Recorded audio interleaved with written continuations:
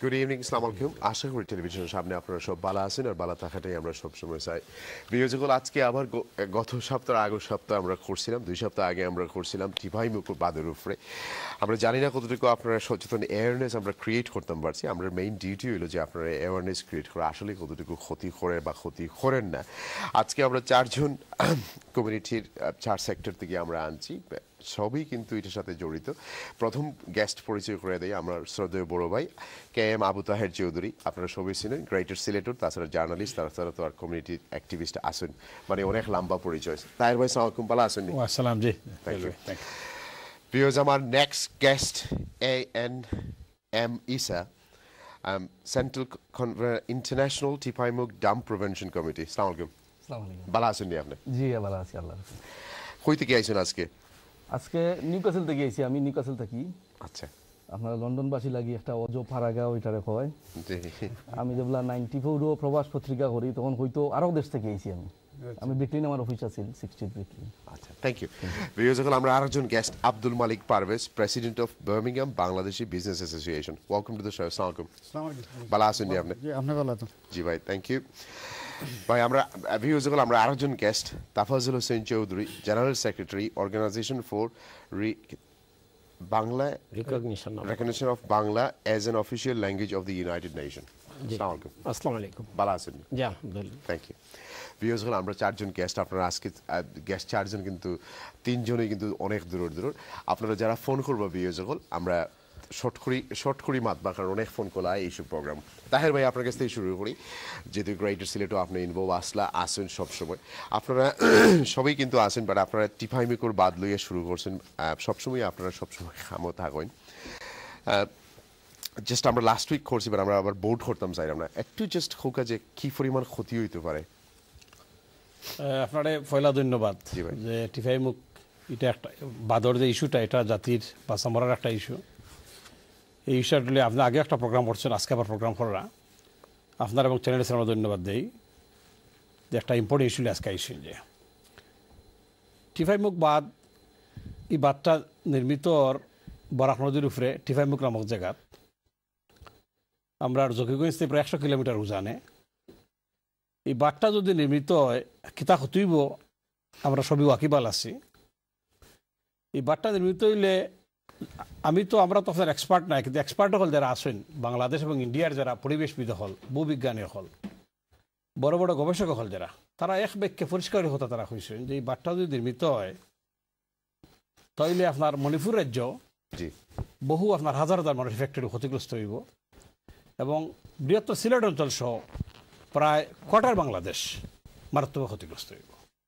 বিশেষ করিয়া এই বাঁধটা নির্মিত হওয়ার পরে এটা ফানিটা ডাইভার্ট করে, ফানি প্রবাহ আপনার ডাইভার্ট করে এটা ডেফিনেটলি এটা। কারণ এই বাঁধর সাথে সাথে আর একটা ফুলতলাত একটা ব্যারেজ বানানিওর ফানিটা স্টোরেজ করালে, ওয়াটার স্টোরেজ করালে। এই ওয়াটার স্টোরেজ করতে গিয়ে আপনার 2 বছর লাগবো খালি বরাক নদীর ফানিরে ডাইভার্সন করিয়া এই ফুলতলা ব্যারেজ ফানি স্টোরেজ করার লাগে।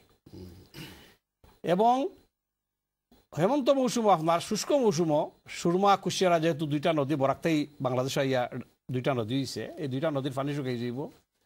অর্থাৎ সুরমা নদীত মানুষে ফুটবল খেলতে পারবো। আর বর্ষাকালে এমন অবস্থা হইব যে সময় পানি আপনার মেঘর পানি বা ডলর পানি আটকে রাখা যাইতো না, যদি বাঁধ সারিত হয়, পানি ছাড়া হয়, বা কোনো সময় যদি আপনার ভূমিকম্পে এই বাঁধটা ভাঙ্গি যায়, তো বিশেষজ্ঞর মত হইল যে বাংলাদেশে প্রায় 4 কোটি লোক পানি তুলে ডুবে মারা যাইব। তখন পানিটা আপনার বাড়ির ফেরতে যাইতো না, পানিটা গাছও ফেরতে পানিটা যাইব। এবং এটার ব্যাপারে পরিবেশিত হলে একমত। এবং এই বাঁধটা নির্মাণ করার লাগে আপনার ইন্ডিয়ায় 1954-তেই তারা এই প্ল্যানটা শুরু করছে। কিন্তু মণিপুর রাজ্যের এবং অসম এলাকার যে মানুষ হল, যারা মিজোরাম মণিপুরের মানুষ, আমরা যে বেশি তারা আন্দোলন করছে, সংগ্রাম তারা করছে, বাদ বিরোধ তারা করছে। ইভেন গত কয়েক বছর আগে আমরা দেখছি আপনার যে মণিপুরের মানুষ সিলেট আইয়া, তারা সিলেটের নেতৃবৃন্দরা তারা দেখা করিয়া কইছে, অনুরোধ করা আপনারা আমরা সাহায্য করুকা, এটা তো একটা বিরাট সমস্যা সৃষ্টি হওয়ার, শুধু আমরা লেছি সমস্যা হইতো না, এটা সিলেট অঞ্চলের লাগে এবং মেঘনা অববাহিকা অঞ্চলের সমস্যা সৃষ্টি হইব, এবং তার সাহায্য সহযোগিতা চাইছেন। সুতরাং তারার আন্দোলন সংগ্রামের ফলে এখন মূলত আপনার আন্দোলনের লেটেস্ট সিচুয়েশন, যেটা ইন্ডিয়ান সরকার বাদ দেওয়ার ব্যাপারে বদ্ধপরিকর। আগে আপনার কংগ্রেস সরকার আছিল না মণিপুর, বর্তমানে যে রাজ্য সরকার, যেটা ওই কি কংগ্রেস সরকার, সেন্ট্রাল গভর্নমেন্ট হলে তারা রিলেশন আছে, যেহেতু সেম গভর্নমেন্ট, সুতরাং তারা সহযোগিতা করেন এবং সবচেয়ে বড় দুঃখজনক ব্যাপার হইল কি যে আমরা বর্তমান বাংলাদেশের যে আপনার কিছু লোক তারা বাংলাদেশও লেটেস্ট সিচুয়েশন যেটা হইলো তারা ইন্ডিয়ায় কিন্তু পেইড এজেন্ট ক্রিয়েট করছে তারা কোটি কোটি টাকা তারা বাংলা মার্কেটে তারা ছাড়ছে ছাড়িয়া কিন্তু সরকারও কিছু লোকরা টাকা দিয়ে কিনছে এবং দেশের কিছু পলিটিক্যাল পার্সন টাকা দিয়ে কিনছে কিনিয়ে তারা আপনার সার দিয়ে বাট্টা তারা দিলেই তো থ্যাংক ইউ তারপরে আপনার কাছে ফোন আইলাম ভাই আপনি যেহেতু ইন্টারন্যাশনাল চিফামিক ডাম প্রিভেনশন কমিটি আপনি কি তার লাগি মনে করেন যে ক্ষতি হইবার এখানে আপনি এটার প্রিভেনশনের এগেইনস্টে ধন্যবাদ চ্যানেলের ভিউয়ার্স এবং আপনার ধন্যবাদ সকলকে ঘটনা হয়েছে যে আমরা তাই হিসাবে হয়েছেন বিশেষজ্ঞ হলর মতামত অনুযায়ী এটা ক্ষতিকর আমরা প্রবাসীরা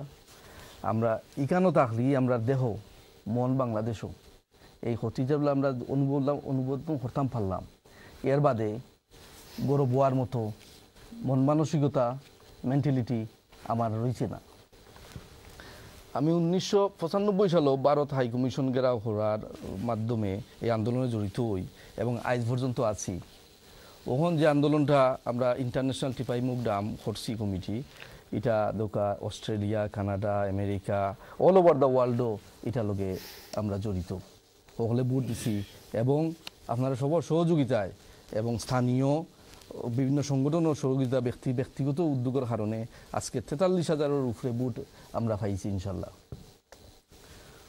ওহন আমরা দুর্গা এই পর্যায়ে আইয়া যেটা আমরা দাঁড়াইছে আমরা সবাই জানি আর এই বার্তায় ক্ষতি করেন আমরা তখন ক্ষতি করলে এটার আমরা প্রতিরোধ করতাম হইব প্রতিবাদ করতাম ও প্রতিবাদের অংশ হিসাবে আমি যার লগে জড়িত হয়েছি আল্লাহবাগে হইছেন ইন্নামা লাইমুলু বিন নিয়ত আমরা নিয়ত ঠিক করতাম যে এটায় কিতা করতাম বাদে যেহেতু ক্ষতি করব আমরা সবাই এটা জানি বিশেষজ্ঞ হলে জানি এর বাদে এটা লইয়ার আলোচনার আমার প্রয়োজন মনে করি না আমি মনে করি নিয়ত ঠিক করিয়া আগুয়ে যেতাম আমরা ওখানে আগুয়ে যেতাম যে আমরা আগুয়ে জানির মাঝে হইল কিতা আর ওখানে আইসে আল্লাহ পাকের কথা যে তোমরা মনে হয় কইছেন হাদিসের কথা কইরা আপনি ঠিক আছে হোক আচ্ছা আর ওখানে কথা আইছে যে তোমরা তোমাদের ভাগ্য পরিবর্তনের চেষ্টা করো ফলাফল দেওয়ার মালিক আল্লাহ পাক নিজে তখন আমরা চেষ্টা করতাম চেষ্টার পর্যায়ে হিসাবে আমি ও ইন্টারন্যাশনাল টেবাইমগুলোকে জড়িত হইয়া আইজ পর্যন্ত কাম করিয়া যাই আর এবং আমার একটা জিনিস বুঝে আমরা বৃষ্টি ওর বাংলাদেশ আমরা ছাত্রী ইংল্যান্ড ধরি আপনি কতটুকু মনে করবা আপনারা অ্যাচিভ করবা ধন্যবাদ আপনার এই প্রশ্ন লাগি খুব সুন্দর কথা হয়েছেন আমি এবং আমিও ও ধরুন প্রশ্ন আশা করছিলাম আমরা থাকি ইংল্যান্ডও দেহ ইংল্যান্ডও আমরা মন বাংলাদেশও আজ বাংলাদেশের সামান্য ক্ষুদ্র একটা অংশর জ্বর তুফান বাড়ি গড় ফললে আমরা হৃদয়ে হাহাকার করিয়া খান দিয়ে উঠে আমি গড়ে ঘুমাইতাম পারি না আমি থাকি অজো পাড়াগা হয় আপনারা এই দেশ আমি আগে হইয়া গেছি যে আমার হয়তো আরেক দেশ থেকে গেছি নিউকাসল থেকে গেছি মানে এর অর্থ হইল একটা ক্ষুদ্র একটা অঞ্চলে থাকতাম কিন্তু আজ এটার লোকে জড়িত থাকায় আমার সৌভাগ্য হয়েছে আপনারা সামনে ইয়া বইয়া দুই এক কথা হইতাম একমাত্র কারণ হইল কর্মে আমায় ডাকিয়ে আনছে আমি ব্যক্তি হিসা ইজ নাথিং আমরা ব্যক্তিগত কোনটা নাই কর্মে আমরা পরিচয় তো ওহন ইনো যে আমরা দেহ ইনো থাকলে মন হনো এর লাগি ছাত্রী অনুঠাঙ্গানিতে হইব বেশি স্বাধীনতা যুদ্ধ সময় দেখছেন আপনি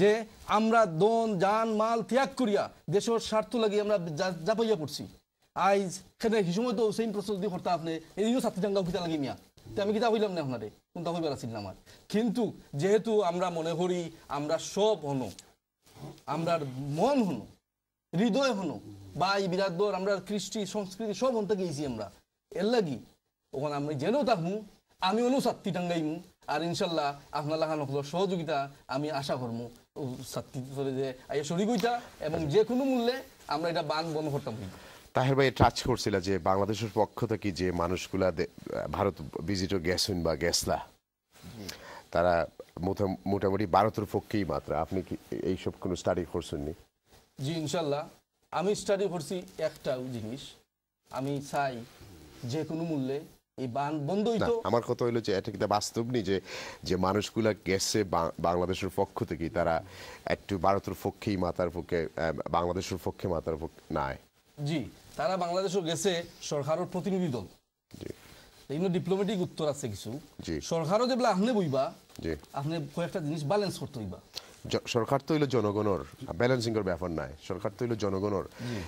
যে দেশে এই 14 কোটি হইতাম আমরা, 15 কোটি হইতাম, 16 কোটি হই, হ্যাঁ 16 কোটি মানুষের জেনের মাঝে ভবিষ্যতের মাঝে দেখা যায় যে তোমার 8 কোটি মানুষের অবস্থা খারাপ হয়ে যাব, সেটা তো সরকার তো আর ব্যালেন্সিং এর ব্যাপার থাকতো না, আর ডিপ্লোমেটিক আনসার থাকতো না, থাকতো হইব জনগণের স্বার্থে। কারণ আপনি কইতে চাই না যে এই সরকারের জনগণের স্বার্থে কাম করতে চাইরা না।